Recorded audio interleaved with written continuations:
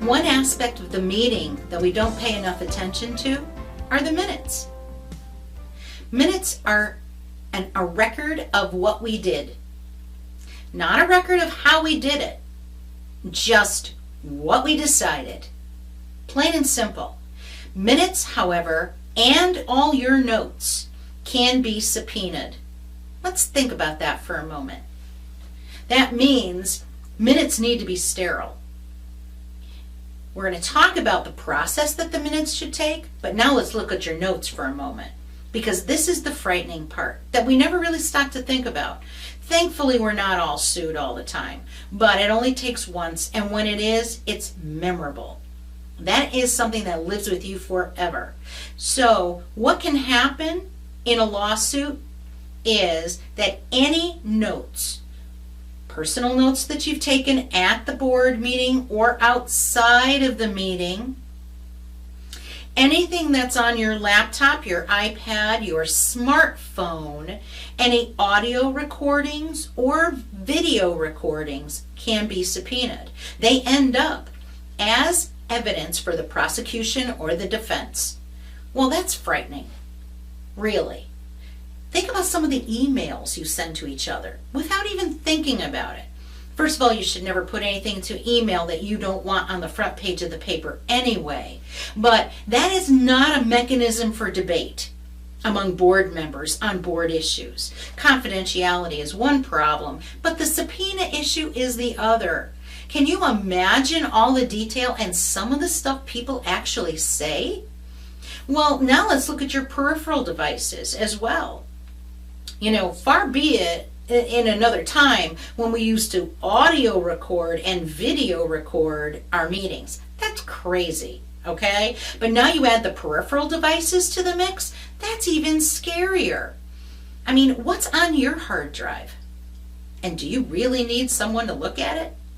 I mean, who knows? Who knows what you've said at any moment in time that would reside on there? And the fact that some of the stuff you can't delete anyway. We think it's deleted, but it's not deleted. So the minute we bring a smartphone into the meeting, that in essence could potentially become part of the record. I don't think that's what you have in mind. You're better off leaving all that stuff out of the meeting than bringing it in. And now think about some of the stuff you're texting to each other during those meetings. Do you really want that on the record? Shouldn't that conversation be on the record? See, we have to learn to have conversations above the table, not below the table.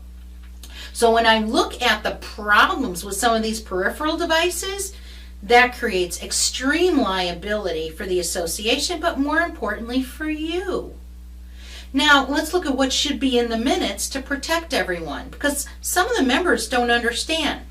You know, when someone has a problem with our organization, the first thing they want to do is look at all the minutes, and they want to look at who said what. You know, this is not a newsletter.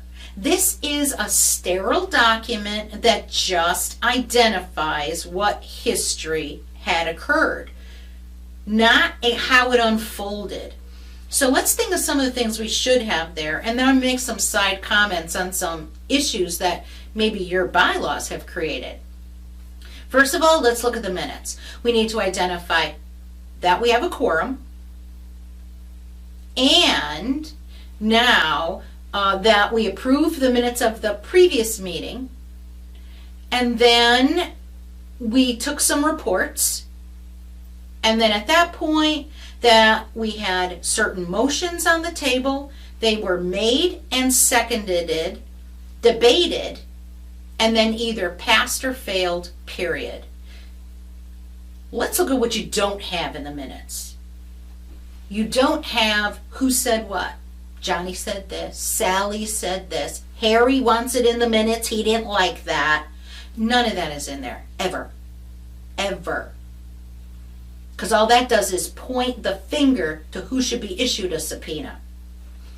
Also, we don't put the body count. I don't know why we do this. You don't put 5 to 4, 10 to 2, or my ultimate favorite, unanimous.